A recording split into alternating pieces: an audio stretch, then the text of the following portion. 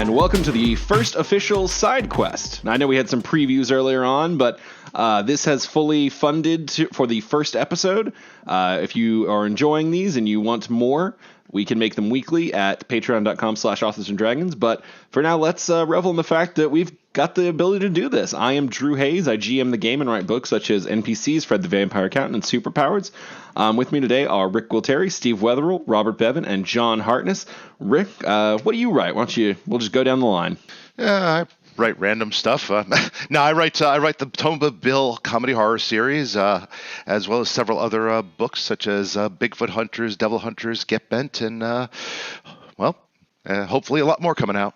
Steve, tell us about your thoughts, your passions, your feelings, and most importantly, your books. Well, I like to thoughtfully and passionately write books such as the Doomsayer Journeys, and also Shoot the Dead and Far Into the Dark and Put Your Hand in My Ass, which is my true passion. And boy, speaking of asses, Robert Bevan, you use a lot of curse words in your books. Tell us about those books and how fucking funny they are. They're very fucking funny. I write the Caverns and Creatures series of comedy, fantasy, novels, and short stories, starting with the first book, Critical Failures. I also wrote the first book in the Shingles collection, The Ghost of Hooker Alley. I've written one more since then that's been published, and another one in the bank waiting to go. And I got some other projects in my head, but I won't talk about that just yet. Well, that leaves us with the man, the myth, the legend, the multitasker, John Hartness. Hey everybody, I'm John Hartness, and I write the Quincy Harker Demon Hunter books, the Bubba the Monster Hunter series, the Black Knight Chronicles, the Dead Old Ladies Detective Agency novels, and every once in a while I also will write a Shingles book, including Zombies Ate My Homework, which is not, oddly enough, the most fucked up book in the Shingles series. Boy, that would be a good episode debate. Maybe at the end of the year we'll have a whole tournament for most fucked up. We can get some voting in. That actually, yeah, that's a good episode. Yeah. Somebody write that down. Not it. So listeners, if you're familiar with us from Authors and Dragons, you know we play a game badly, but side quests are going to be a little different. We don't have the free time to both maintain our careers and game as often as we would like to do weekly episodes, but these are a little more fun, a little more fluid. They're gonna be, sometimes we'll be talking, sometimes we'll be doing one shots, sometimes we'll have guests, sometimes we'll be doing some completely off the wall shit. But for this one, we're gonna go with a more standard podcast style, kicking off with a segment we call the Hot Take, where we talk about something that's coming up. We never thought of a better name than the Hot Take. Fuck, I'm just realizing that now.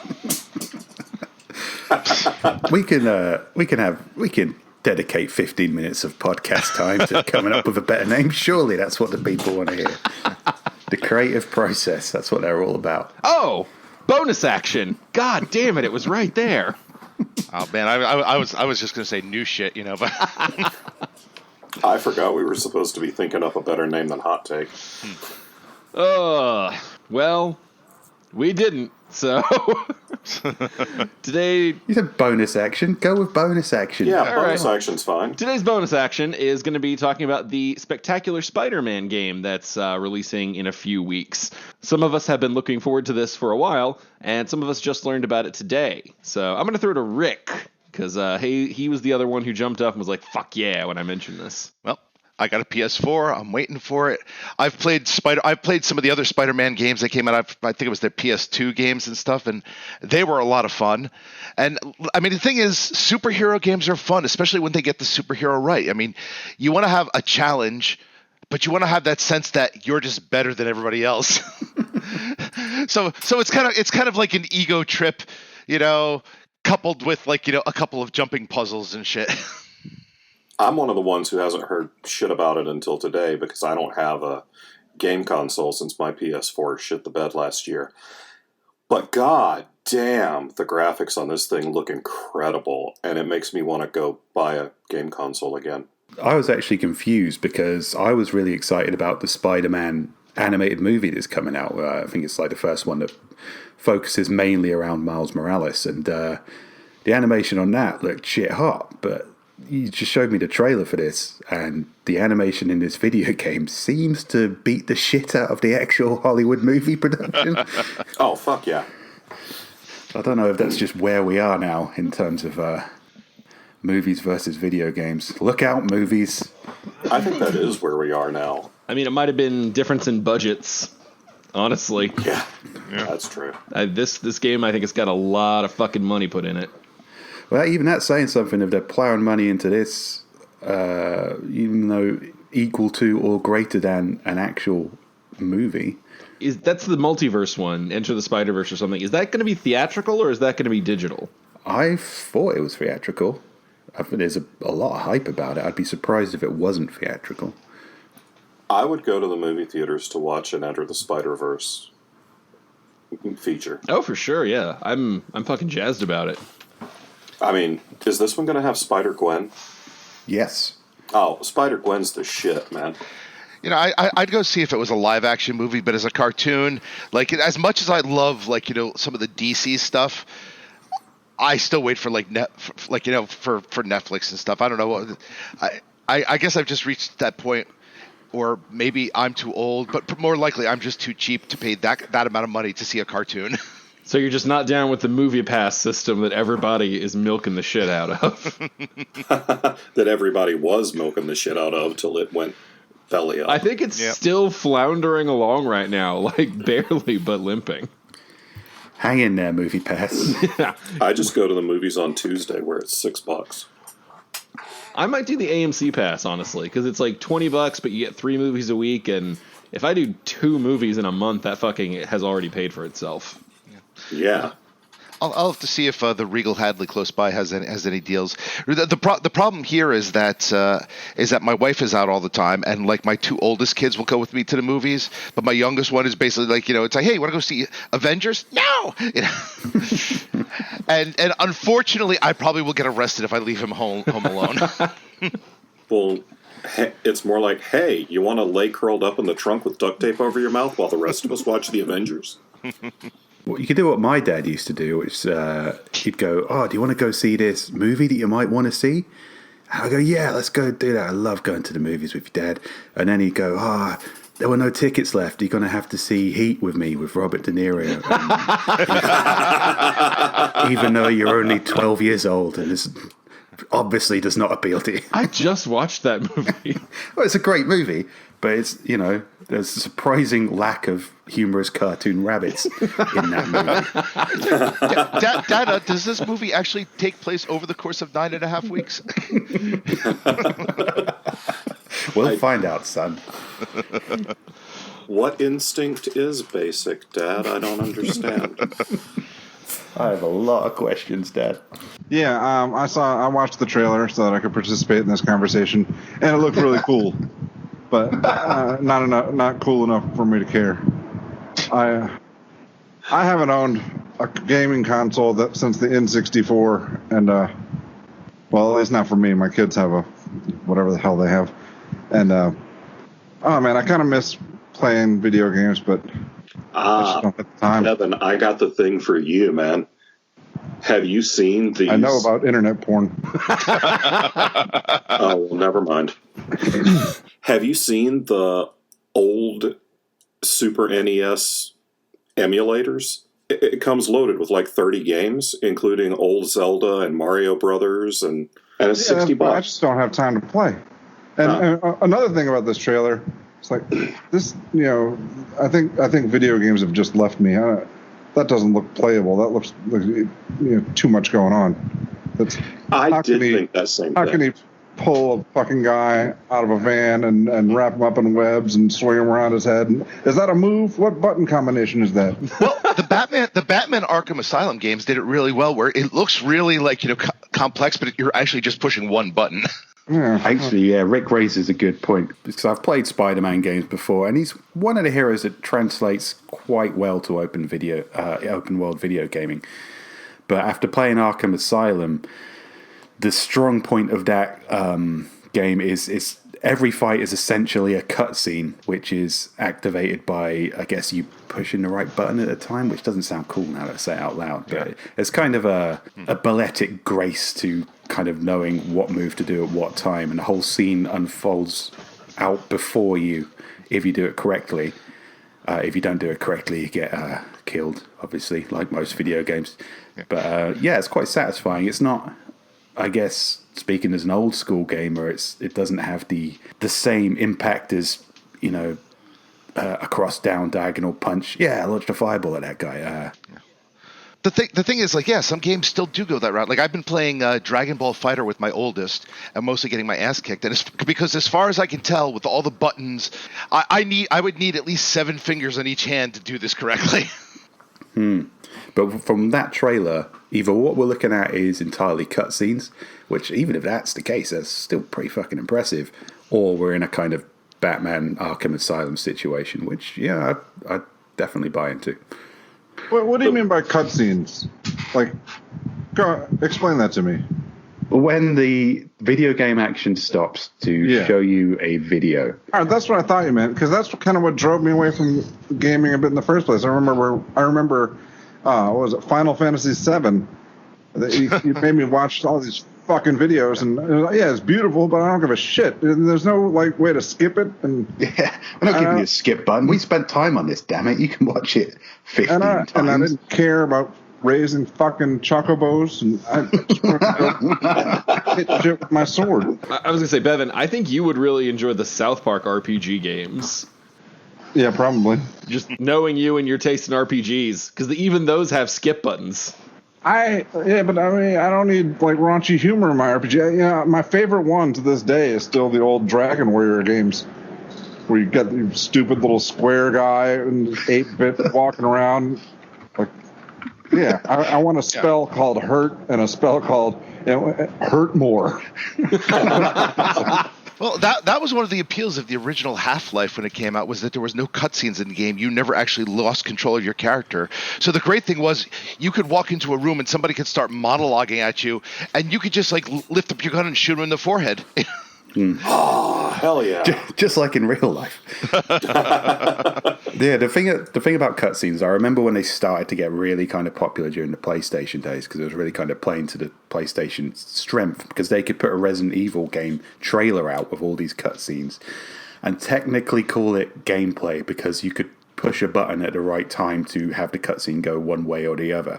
And I thought that was always a bit of a cop-out, but Arkham Asylum is, I guess, the same principle, but evolved significantly. Yeah. It's not really a cutscene. It's an act. It's like when you hit the button, depending on what you're doing, you perform an action or so. You just don't granularly control the action. So when you hit that button, Batman might punch somebody in the face, or he might flip them over his shoulder, depending. But you're still kind of controlling the action in a way, but just in a simplified manner. Yeah, I mean, I think it was probably the best compromise. But even then, we're talking about, 10 years ago with them now? So I don't know where the evolution's gone since then. I can't be expected to keep up with this bullshit. Just, why won't my little square man use his more hurt spell? Does it hurt more? Whatever. Yeah, I think where games have evolved was... I played Bloodborne a couple months back, and I was like, okay, so games have evolved to the point where, okay, I died, and I died again, and I died. Okay, I'm not playing this game anymore because I've died 47 times in 13 minutes. Yeah, fuck that noise. I mean, I've played things like, I tried to get into Witcher 3, and I was just like, bored now. Oh, Witcher 3 was an awesome game. Yeah, the beginning of it bored the shit out of me. I heard you could have sex with people in that game. Is that true? Whoa, I'm back in. Yes. And let me tell you, it's already much better in real life. Yeah. And well, here's the thing. Every person you can have sex with in that game, you have a series of choices and such. And let me tell you, much like in real life, every single character who I could have had sex with that game pretty much was like, yeah, let's just be friends. Oh no, that's not what I want from escaping reality. Yeah, I like Pillars of Eternity better. They just have whorehouses. Well, there are whorehouses in Witcher. It's main characters. Even the whores were like, let's just be friends. Yeah. No, I'll take your money, but we're just going to be friends. I'm just going to cuddle. Yeah, so looking at that trailer, I don't know how much of that is true cutscene or how much of that is directed by player interaction, but it looks gorgeous. I'm excited. I'm hopeful. Yeah. Yeah. And reading this preview on GameSpot, they talk about it being Arkham-inspired combat, so it probably is that same kind of thing. And different spider suits looks awesome. Was Spider-Man 2 the last good Spider-Man game? I know it was the last good web-swinging Spider-Man game, which is very core. Yeah. I think it was, because I don't remember a good Spider-Man game since then. I mean, there's been Marvel mashup games like Marvel Ultimate Alliance and stuff since then, but just Spider-Man specific. Oh yeah, Ultimate Alliance was an awesome game. They made 2 of those and then just stopped, and I felt like they were going for more of a franchise than they did. Well, because the second one kind of sucked. Yeah, it did. Yeah, the second one did kind of suck.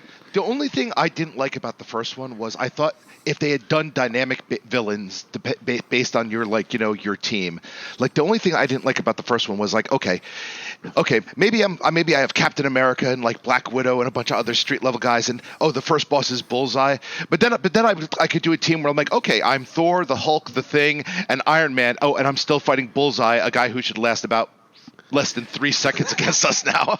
Yeah, Bullseye should see those 4 shadows walking down the street and be fucking gone. Yeah, at that point he should be like, I'm the man with the perfect aim, so I will just shoot myself in the head. Sorry, I'm gonna give away a little bit of my ignorance here, but all I know about Bullseye was from what I learned in the that Daredevil movie. Oh god! And so is his superpower really only that he can throw darts well? Yep.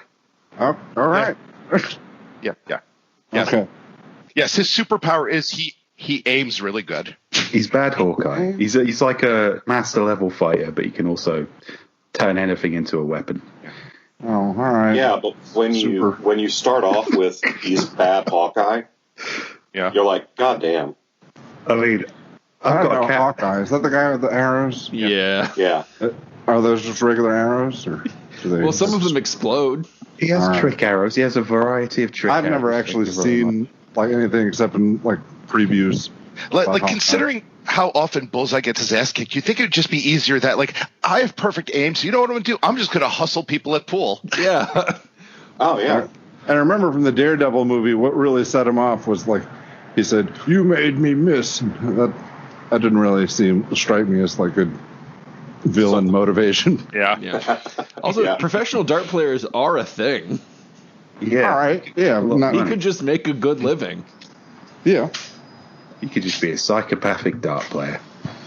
Well, I mean, that's essentially what the character was, isn't it?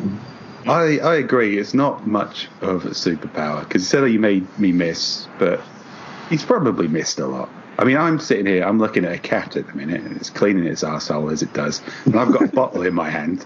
I could just I could throw the bottle at the cat and go, yes, I'm Bullseye, when I hit the cat, and then have to explain things to my children. Or I could miss and then be like, you made me miss. And so, it's a rare occurrence.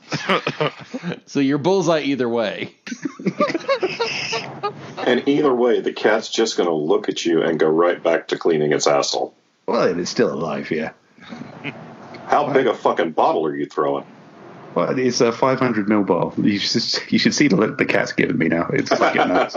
If you were Bullseye, you could probably get the neck right up its asshole. Well, there you go. There, you're right. That's a superpower. Throwing a bottle at a cat is not a superpower. Throwing a bottle where the neck goes directly into the cat's asshole. Yeah, I'm joining the Avengers. That would be a hell of a thing. Thor's like, hey, I'm God of Thunder, and I can throw this bottle right up your asshole. It's just like, what else can you do? No, it's just bottles and assholes. Sorry. But you know something? I think I'd still rather fight Thor. I've never thought I'd need a metal chest for my butt before. I've dedicated my life to this one specific talent. Why did you curse me with such power? Is it only cats, or? Yeah, it's only cats as well. Then the only one that's afraid of you is Dr. Evil. Right. Oh god, Catwoman. Cheetah, the Wonder Woman villain. Yeah. Cheetah, isn't it? Yeah. She might kind of like that. She seems a little kinky there. What about Catwoman? Does that count? God, yeah. I could have a really specific job in Gotham City. You're worried about your, your security being compromised by a Catwoman. I am the man for you. Your shit will still get stolen, but she'll have a bottle of her. That's why she does it. Yeah, and Batman would never kick your ass because he'd just be too busy laughing every time she came back and complaining about it. Yeah, the ass bottle guy again. Yeah. I got another bottle up my ass. Yeah, no, me and the Cheetah Girl are ganging up. We're gonna get someone else, Poison Ivy maybe. Someone who isn't cat-based. Yeah. I came into this podcast feeling ill-prepared, but I feel like I'm doing my part. We've shifted right into Evan's wheelhouse. I feel like we've shambled far enough away from the starting point that's probably enough of the bonus section. All right, what next segment can I fuck up? We're talking about bottles up assholes. That's a bonus. Yeah. It is a bonus. Oh, God in heaven. So, main topic today, we're going to go completely away from video games, nothing at all related. We're going to talk about board games and tabletop games. You know, Hooray. Fucking polar opposite. Obviously, this is a podcast based on Dungeons & Dragons, which is a tabletop RPG. So I thought for the kind of inaugural side quest, it would just be a great idea for everybody to talk about some tabletop RPGs they love, or if they're not as experienced with that, just some board games they love. There's a lot of cool ones out there right now. I'll just mention, I noticed you didn't say we were getting away from assholes, though. We're still here. We never truly get away from assholes, Rick. They follow you everywhere. A sword cannot cut itself. Just spin the bottle count. Modified. Yeah. So to kick things off, who here, besides myself, has played tabletop RPGs such as Dungeons & Dragons or any kind of tabletop RPG system before or outside of this game? I have. I I have. have. Oh, so everybody has? This depends if you are willing to include Hero Quest and the futuristic version of Hero Quest, Space Marines. Well, Steve, why don't you go first and tell us what those are? Because I honestly don't know what they would count as. Hero Quest is, say if you enjoy the concept of Dungeons and Dragons, but you want it to be a more controlled experience, and it's entry level D&D. You get a board, you get 4 characters, you get Elf, Barbarian, Dwarf, and Wizard. They all come with different abilities. The attack system is basically 4 dice with good guy hits, good guy defense, and bad guy defense on it. You get a package full of goblin miniatures, orc miniatures. You get some stone warriors. You get this kick-ass gargoyle thing. And you just get a book of adventures on how to set up your board. So you get a board. It's filled with little furniture, pieces, and doors. And all the combat system is say that you start with a barbarian who has the greatsword. So he rolls 3 dice to attack. So there are 3 outcomes on a dice: bad guy shield, good guy shield, or a skull, which means a hit. So if you go up to a goblin who has 1 defense dice and you roll 3 good guy shields, you've missed that goblin. You roll 1 skull and the goblin rolls a bad guy shield, the goblin's defended. You roll 2 skulls, that goblin's dead. So it's a really simple kind of on-the-table combat system. And That counts. Oh, definitely. Yeah. and we got Space Marines, which is kind of based around you're fighting xenomorphs and you get a team of like 4 Space Marines. Slightly more complex, but same gig. And from there you spiral into Warhammer 40k, which is just ridiculously complex, expensive miniatures all over a table the size of a room, while lots of men with beards just sit there rubbing their hands. Well, I got to ask: is Space Marine as racist as like Hero Quest? Because you had like barbarian, wizard, elf. So that leads me to believe, okay, I'm the medic, I'm the gunner, I'm the black dude. Yeah, elf and dwarf were their own classes. So. Well, that was like D&D first edition. Yeah.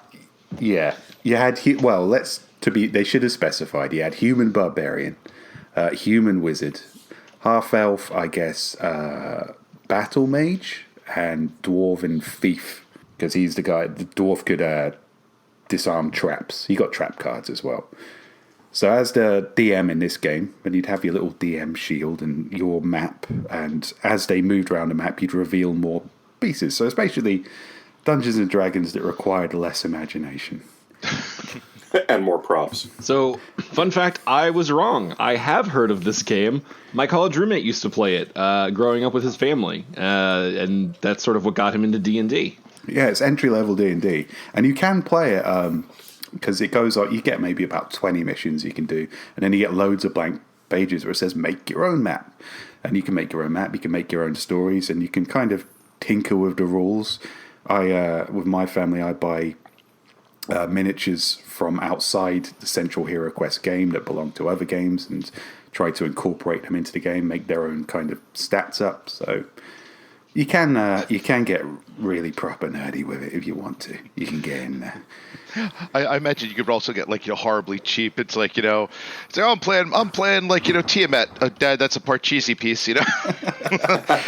Fuck you. Go to your room. This old He-Man figure I have lying around stumps down. He's a giant, I guess. Yeah. Well, yeah, I mean that's how D&D was for us. We never bought all those little figures. We used Lego men.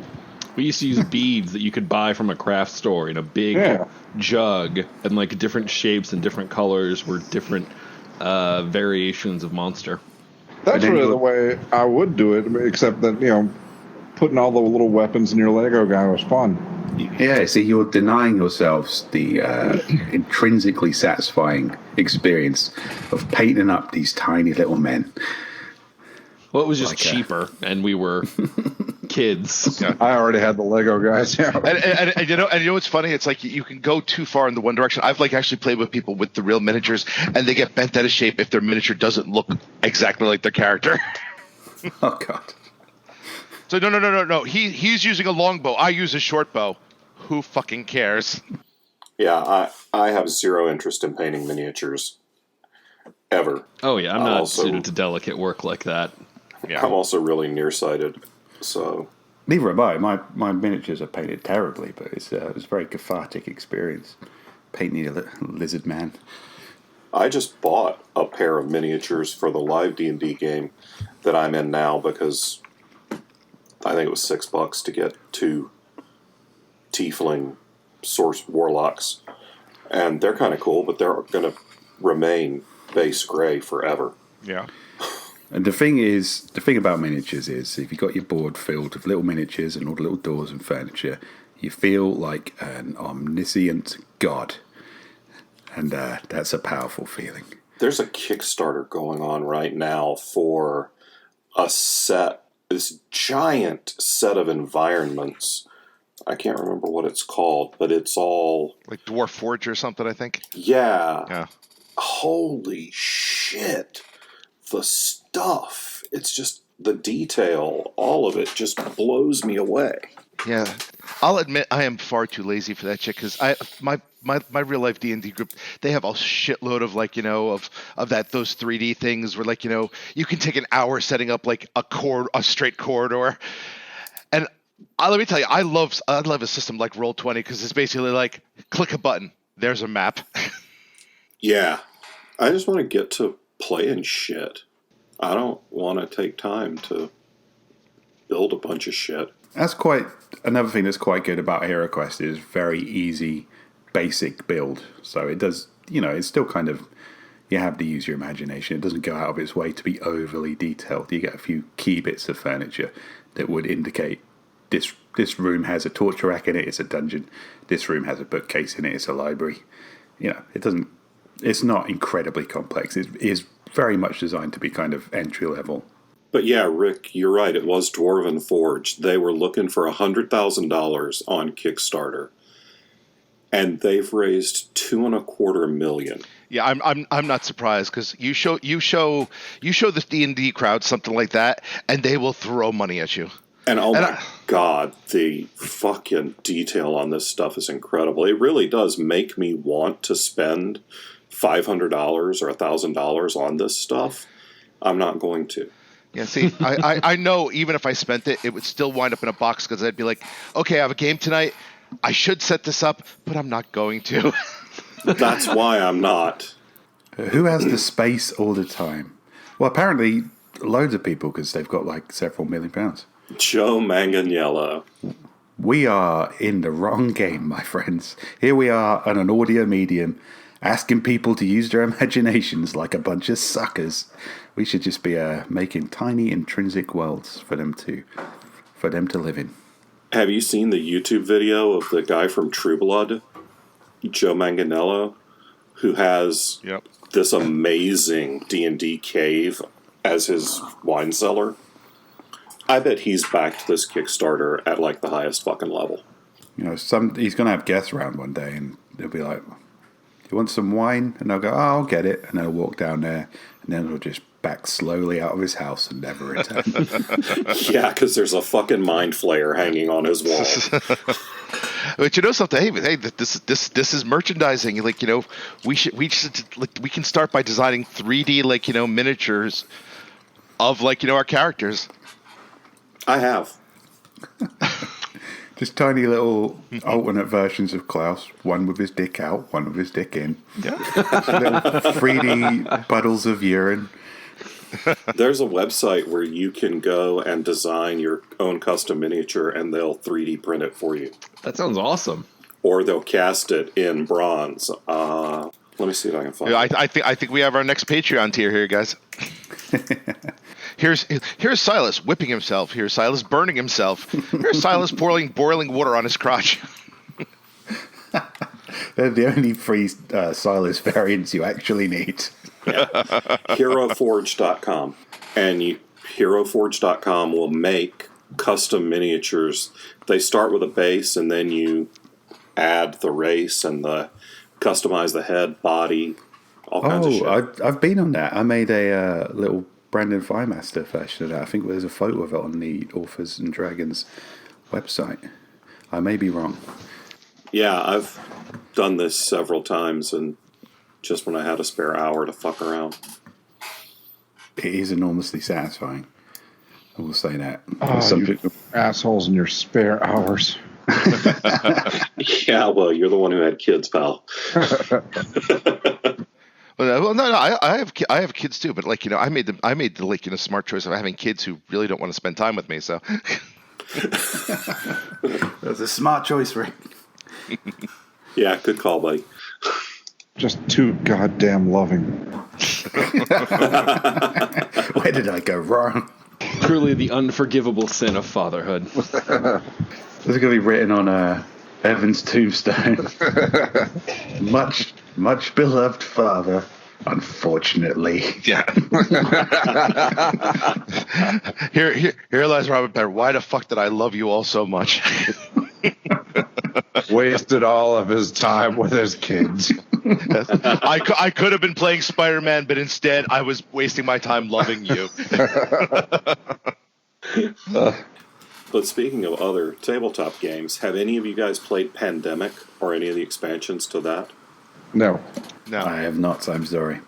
Pandemic is great. It's hard as fuck.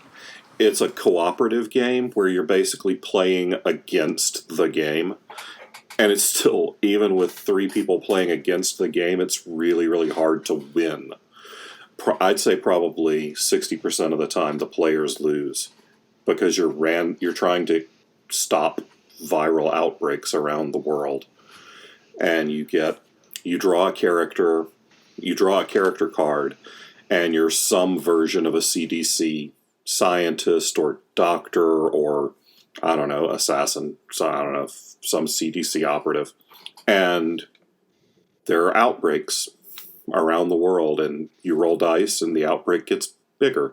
And then you have to travel around the board. And Susie and I have played it several times and really enjoyed it, but man, it's hard as shit.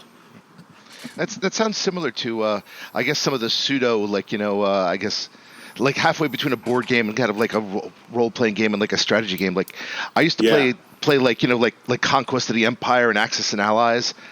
And those were fun because, like, the games like that, I mean, you had to play with at least, like, 4 or 5 other people to, like, you know, to make sure the board was was correct. But you can have fun just like making making alliances with other people, and then and then fucking them over. And you didn't have to even with Axis and Allies, you didn't have to play with according to history. It'd be like, yeah, I mean, I know I'm Japan and you're the U.S. and the whole Pearl Harbor thing. But why don't we kick Germany's ass? I don't think you're supposed to do that in Axis and Allies. That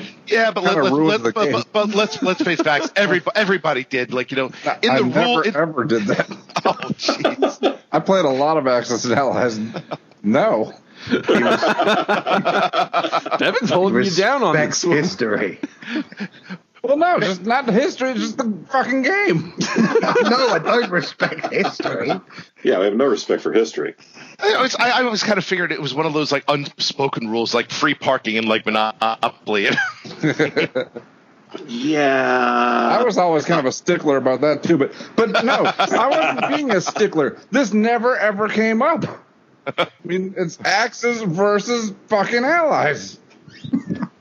You know something? Maybe my friends were just more bored. It's not like you're playing chess and half the black pieces say, "Fuck it, I'm going to join the white side." I might try that in the next game of chess.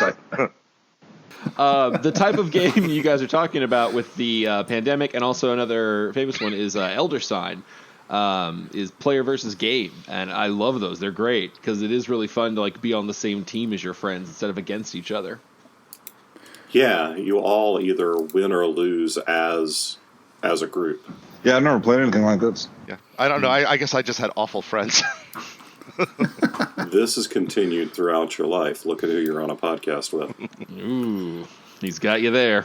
Can't argue with that. I don't know if this is relevant, but I would like to interject with my favorite moment in Axis and Allies. It was, I was still kind of new to the game, and it was not looking good for me as Germany, and Japan was not historically accurate. Yeah, and Japan wasn't pulling its weight. The guy that was playing America, he was just crushing me with wave after wave, and it's like, oh man, all right. And he actually said, you should just give up. Come on, this is taking too long. Just give up. But I went for it. I did the what is it called? When you take a chance on development, right? I have no idea.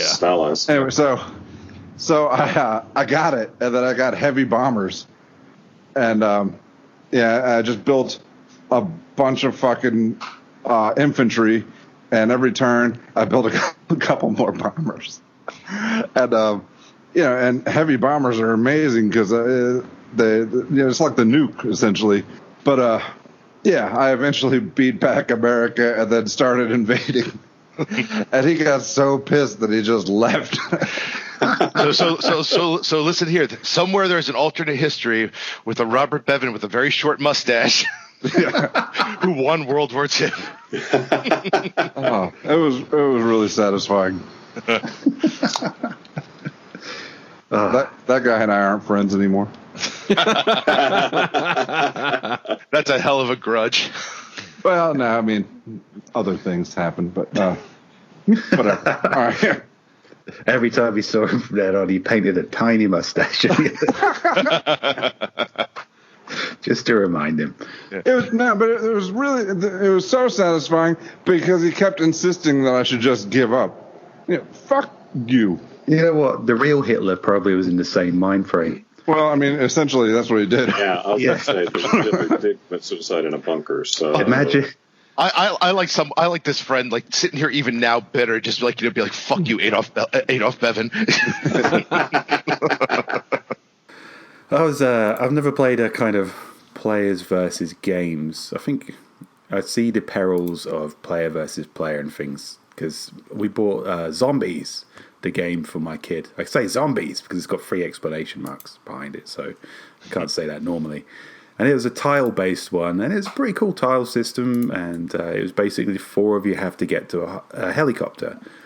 But we didn't really figure out to the end that only one of you gets on the helicopter. It doesn't matter if you all get there together. So it just turned into a backstabbing bloodbath. And at the end, I was like, I'm furthest away from the helicopter. I've been helping you guys out. I am now going to use my moves just to fuck you over. And, I don't care. I don't care if anyone wins. It turned into quite a dark episode of The Walking Dead. And we never played it again. So I went full Negan pretty quickly. I was gonna say Lord of the Flies, but yeah, also. Well, something you got to teach the kids early. It's like, Daddy loves you, but you know something.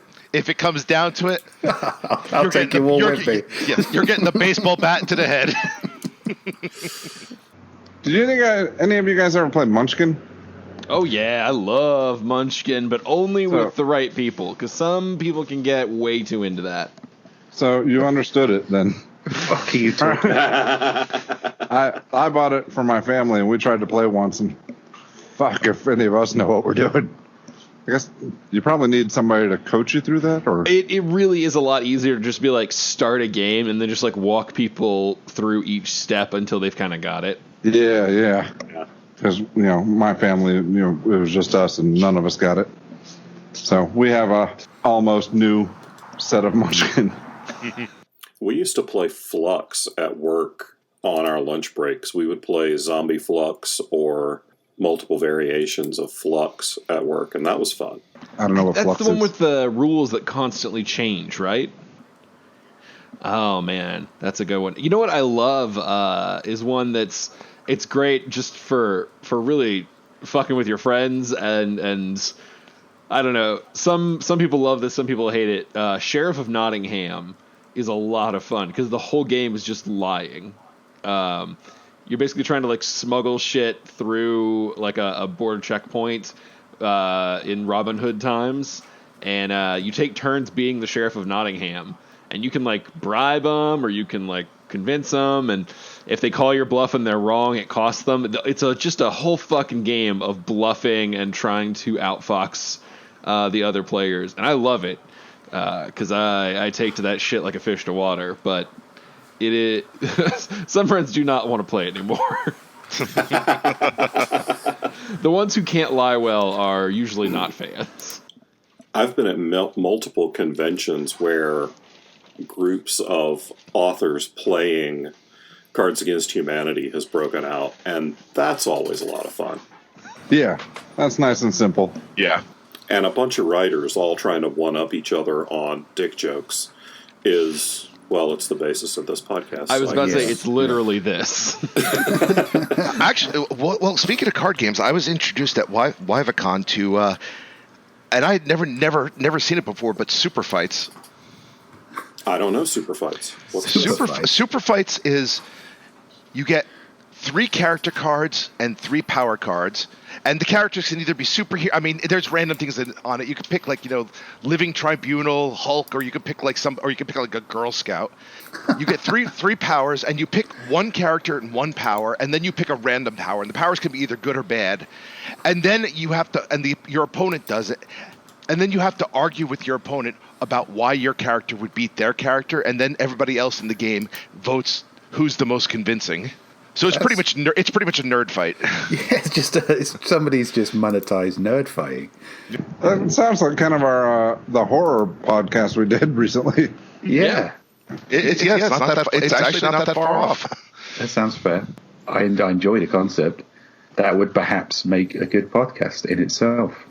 In fact, it already did. Yeah. So similar vein of you have like people judging, but it's a little more theatrical and a little more fun, kind of like with Super Fights. Actually, I think this might be the same company. It's a game called Red Flags, and I think there's a different way to play it, but how I was taught it and how we find it more fun is you get 2 red flags and 1 white flag, and then you do it like you're contestants on a dating show. So the judge would be like, okay, so bachelor number 1, tell me about yourself. And say that your 2 red flags are you have 1,000 teeth and you sound exactly like their mother. But your white flag is that you're a billionaire. You have to create a character that incorporates all of that and try and convince the bachelor or bachelorette that you are the best choice in spite of your red flags. Huh. I like that. It's a shitload of fun. Isn't that similar to kind of what we did at the author dating game? You know, Except randomly assigned strengths and weaknesses. yeah. It actually does sound like a similar type of game. Yeah, I really think it's the same company now that I'm thinking about it. But both, I'm guessing, I haven't done Super Fight, but judging by red flags, I imagine it's probably quite fun. For $100, someone can order a bronze Fandango figure. Just putting that out there. So what you're saying is it's only $500 for the set? Yeah. If somebody wants to give $500, I'll go through and design more of these fucking things. What the bonus limited edition Judge Hungry? That's going to cost extra. I don't think we can do bugbears. Let me check. Those monsters. Okay, so we've talked about kind of sideboard games a bit. Let's kind of go back to the tabletop RPG and dig in a little. My first question was, who had played other systems besides this game, and everybody except Steve with the Hero Quest uncertainty was straight in. So let's talk about some other tabletop systems. For example, I had a friend in college who played or who loved the Star Wars D&D game, which was basically 3.5 applied to Star Wars, and it is a fucking weird game. Yeah, that seems like it would be really odd. It's so slow, but it's good. I could go back further than that because I used to play Star Frontiers, which is basically, I think, if not the original, but one of the original D&D spin-offs that took place in space. Ooh. It was fun, but pretty fucked up because they made up. You could tell they were trying to not license anything for it, so they just made up bizarre, aliens. Oh, this one is kind of a sentient ape, and you're just a sentient pile of goo, and But it was a lot of fun, because you had these ridiculous overpowered weapons and shit that you could get a hold of. That's why I play games, to escape reality, so I can become a sentient pile of goo. Where's the escape? I want to finish. I do have to stick up for the Star Wars one because as weird as it was and as slow as it could be, I did realize that when you have a passionate GM, almost any system can work. Because as weird as that fucking game was, we did love playing it. Because man, our DM he really went the extra mile to make it fun. I only played it a couple of times, but I don't remember what it's called. I think it was Champions way back in the day, and it was a superhero RPG where you rolled up your superhero character. City of Heroes? There's a superhero RPG called Champions. That was a video game one. How old is City of Heroes? City of Heroes goes back a while, I think. Because we're talking 92, 93. Yeah, I'm pretty sure City of Heroes. Marvel for a while there did have their own. Yeah, this is before that. Yeah, nowadays there's Mutants and Masterminds, which is the superhero game, and there's still a superhero RPG called Champions. There is. But this one, I'm pretty sure it was City of Heroes, and that one was a lot of fun. So I love playing in superhero RPG games. I've done Mutants and Masterminds. I've done, I think I did a short run of Champions. We even did a Besom kind of restructured to do it. But honestly, it's just, I've never found a good system that's actually balanced in the same way that D&D is kind of expected to be balanced. And it's just too broad of a spectrum of abilities. No one's cracked it yet. Yeah, it's like, how do you deal with fucking Superman? Yeah. It's like I've built a broken character in every game without being the kind of guy who digs deep for that kind of shit. And so I can't even imagine what the fucking real min-maxers can do with that system. Yeah. Because we all just fucked around and smoked weed and played stupid shit, so... I was going to say, here's a good one. And I only played it once. Indiana Jones had an RPG game. What? Yes, it was like the Indiana Jones box set. I remember we played it once. We decided to do a death battle between Short Round and Sala. Who won? Well, Sala had a gun and Short Round had a karate. It was a surprisingly close fight, but at the end of the day, a couple bullets to the head took down Short Round. Yeah. At the end of the day, a 10-year-old child was mercilessly butchered. Who could have possibly foreseen that an adult with a gun versus a child with punching? Where was Indiana Jones while this was going on? Apparently nowhere to stop them. Well, we always wondered what happened to Short Round. At least now we know. Yeah. Oh, God. Yeah. Poor Short Round. And there's a reason Sala was back for Last Crusade and Short Round was not. The only RPG I played outside of Dungeons and Dragons was Top Secret. That was TSR's spy version of Dungeons and Dragons. I remember that one. Yeah, I remember when it happened. I never played it. Yeah, we used to, this was like when I was 12 or something. We'd alternate between Top Secret and Dungeons and Dragons for a while, and it was fun. It had its moments. Did you guys ever play the Middle Earth role-playing game? No. It was like they went the opposite of D&D. Like, you know how like in first edition D&D, it was basically you were hit or you weren't hit. There was no such thing as like called shots or precision damage. Yeah. Middle Earth went the opposite, and like they had this whole system where you could like do called shots of like at like arms, legs, limbs, and shit.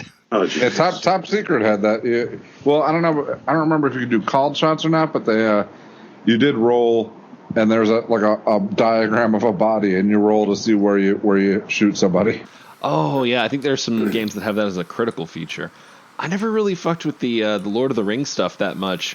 I'm about to say something that's probably going to be fairly controversial, but regardless of the time in which they were developed, based on the time in which you as an individual experience them, there are some people who will always see Lord of the Rings as discount Dungeons & Dragons, and there will be some people who always see Dungeons & Dragons as discount Lord of the Rings.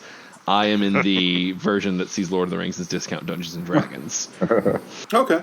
All right. I don't see anything controversial about that. It makes sense based on exposure. Some people take their Lord of the Rings very seriously. Yeah, none of them are on this podcast. I think if you take your D&D too seriously, you probably would not ever want to listen to this podcast either. Oh, yeah. God, no. Yeah, and believe me, there are people. Oh yeah. We've all rotated around and played with other pickups. My preferred D&D fiction was Willow. Was there a Willow tabletop? Mine was the cartoon. Oh, yeah. I loved that cartoon, man. It was bad. But I think I was 12. Yeah, it was watchable because we were children and stupid. Yeah. I saw on YouTube somebody did a voiceover for an episode, and it was so funny, but I haven't been able to find it since. Oh, man. I'll watch a C-Lab 2021 of the old D&D cartoon. Yes. I mean, yeah, looking at it, I was 10 years old when that came out. Because it came out in 1983. So we're all forgiven for loving that when we were kids.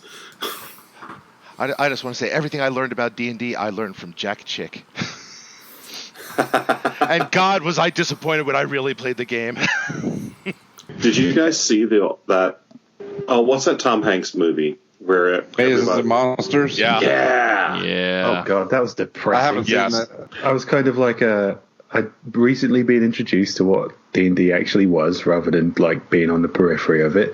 And it had the thumbnail on Netflix was Tom Hanks doing his Tom Hanks smile, there's gonna be hijinks. There was no hijinks. That was just a severely depressed Tom Hanks trying to blame all his problems on Dungeons and Dragons. And I remember like watching, like I watched that when I was younger, and like the thing that sold me, because like the upcoming like I guess previews showed the few scenes of monsters that were really just him hallucinating and shit. And I was like, yes, this is gonna be a movie about D&D, and instead it was like. Instead, it was the reason our parents thought we were Satanists for... That was so cheap, because the whole movie was like, well, D&D will cause mental illness.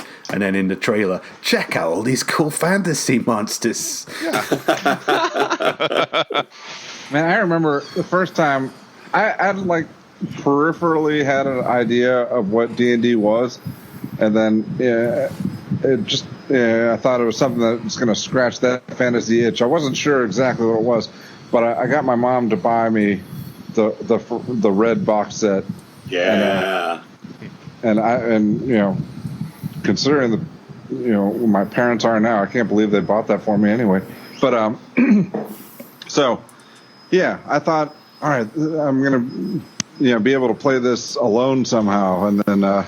Because we had just moved from New Orleans to Richmond, and I didn't know anybody, and I got this set, and I opened it up, and shit, you need other people. Our personal hells. I'm now I got this image of like of your parents, like they watch this movie and they're like, yeah, we're just gonna get to the set anyway, and like your parents are like, yeah, we have time for video games. Yeah, I don't remember how I first heard about Dungeons and Dragons. I think I probably saw the red box in a B. Dalton bookstore or something. You remember how they used to have the role-playing game section? Mm-hmm. Oh, yeah. I don't know if B. Dalton is still a thing, but yeah, other bookstores today still have that. Yeah, it's... But I think I saw it in a bookstore, and my mom probably bought it for me because it was in a bookstore, so she assumed it was okay. They would never sell us anything controversial in a bookstore. Right. I have an autographed print of the art from that red box hanging on my office wall. Yeah, Larry Elmore signed it for me at Mysticon one year. So yeah, I've got it framed over my desk. I'm afraid to approach Larry Elmore after all my memes. He'd say, "Oh, you're that guy." Just tell him you're Drew Hayes. Everybody thinks he's dead anyway. Yeah, I'll tell him I'm Rick. Most people think that anyway. yeah. I'll just like open my door one day. This guy just like punches me in the face. I'm like, what the fuck? You show up to a con, you're like, hey man, I hope you're not going to take a shit in the middle of the floor like last time while you scream, I'm Rick Gualtieri. You're like, do you mean Robert Bevan? You show him a picture? No, it was you. It was definitely you. Why would Robert Bevan scream, I am Rick Gualtieri, shitting on your floor? It's interesting that two of you guys like found it on your own. Most people I know found D&D the same way I did, which was a friend invited me to come play and like brought me in, showed me the ropes. Yeah, well, there you go. You had friends. Yeah, I had exactly 2 more friends than Bevan had at that age. So I dragged them into Dungeons and Dragons because that's all we had was the 3 of us.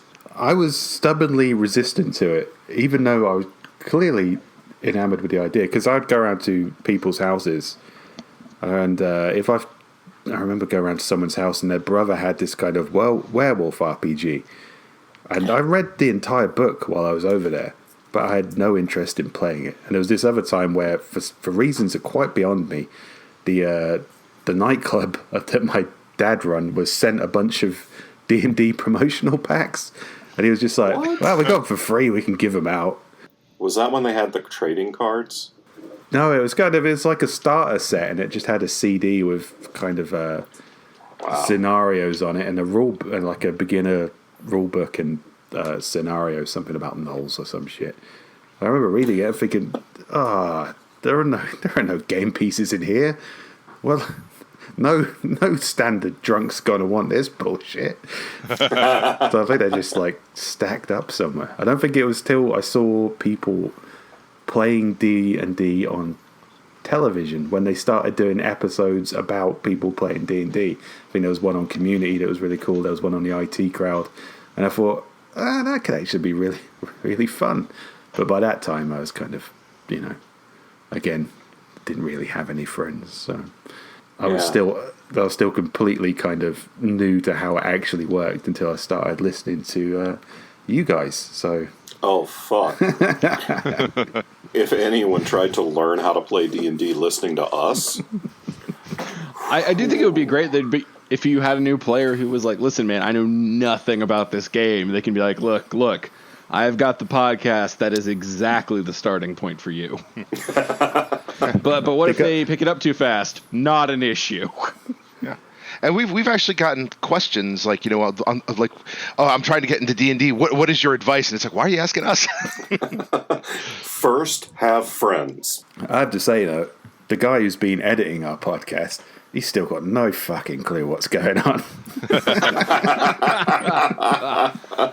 I do have one I'll plug for people who are out there who want to play D&D but aren't sure how to get into it. Roll20.net has a forum function that allows you to look for groups that are looking for players, or post a thing where if you want to just form your own group of new players, they should specify in it whether they're accepting people who are new to the game. They should say the system they're using. You can peruse through, and I mean, it's always a risk to meet new people on D&D, but if it's something you really want to do, there is no way to truly get the D&D experience without other people. So that is an easy way to search through and find other folks who are in a similar situation to you. I didn't know that. I would do that. Because I want to play more often than we can all get together, so. Even though Roll20 refuses to sponsor us. All right, that's probably a good stopping point for our discussion of games, leaving off with a way for you all to go out and find some of your own. I'll also add that I know a lot of folks are active in the Authors and Dragons Facebook page, facebook.com/Authors and Dragons. So maybe we'll throw up a post the day this goes out. Any of you who are looking for other players but don't want to peruse the forums, feel free to go on there, take a listen to this, and then see if anybody else is looking around. Or if they're not, be that brave soul who throws it up first. Oh, and don't forget, if you want to play a Temple of the Many Fists monk, go to our Patreon for the instructions of how to do so. Because I want you to ruin the games you go into. Our friend Richard, who is on our Patreon, is trying to talk the monk in our live game party into shifting into being a Temple of the Many Fists monk. Well, why wouldn't you? Yeah, we're working hard to get him to do it. As well he should. All right, folks. Well, we're going to call it there for this first episode of Side Quest. We will see you next week on a regular episode of Authors and Dragons. Bye. Goodbye. Bye.